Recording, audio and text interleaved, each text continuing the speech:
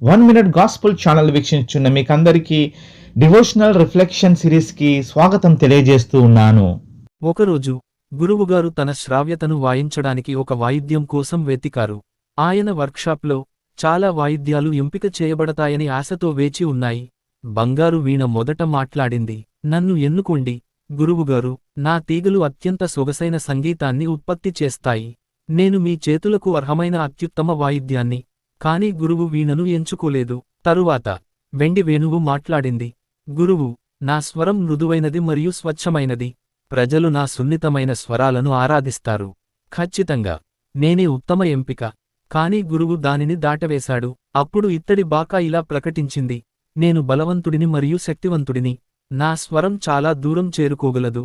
నన్ను తీసుకెళ్ళండి గురువు, మీ సంగీతం అందరికీ వినబడుతుంది. కాని గురువు తదుపరి వాయిద్యం వైపు మొగ్గు చూపాడు. అప్పుడు మెరుగుపెట్టిన వయోలిన్ గుసగుసలాడుతూ, నా శ్రావ్యత అందంగా మరియు లోతైనది. నన్ను అత్యుత్తమ సంగీతకారులు వాయించేవారు. ఖచ్చితంగా నేను మీకు సరైన వాయిద్యాన్ని. అయినప్పటికీ గురువు కూడా వయోలిన్ను ఎంచుకోలేదు.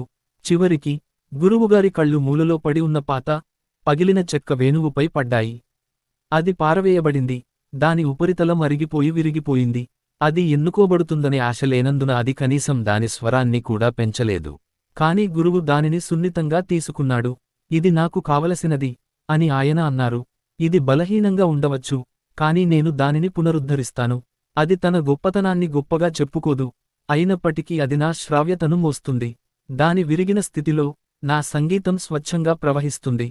తరువాత జాగ్రత్తగా గురువు దానిని శుభ్రం చేసి, దాని పగుళ్లను సరిచేసి, దాని ద్వారా తన పాటను ఊది, గాలిని అత్యంత అందమైన శ్రావ్యతతో నింపాడు. 2 కొరింథీయులకు 12:9 అందుకున్న కృప నీకు చాలును, బలహీనతయందు నా శక్తి పరిపూర్ణమగుచున్నదని ఆయన నాతో చెప్పెను.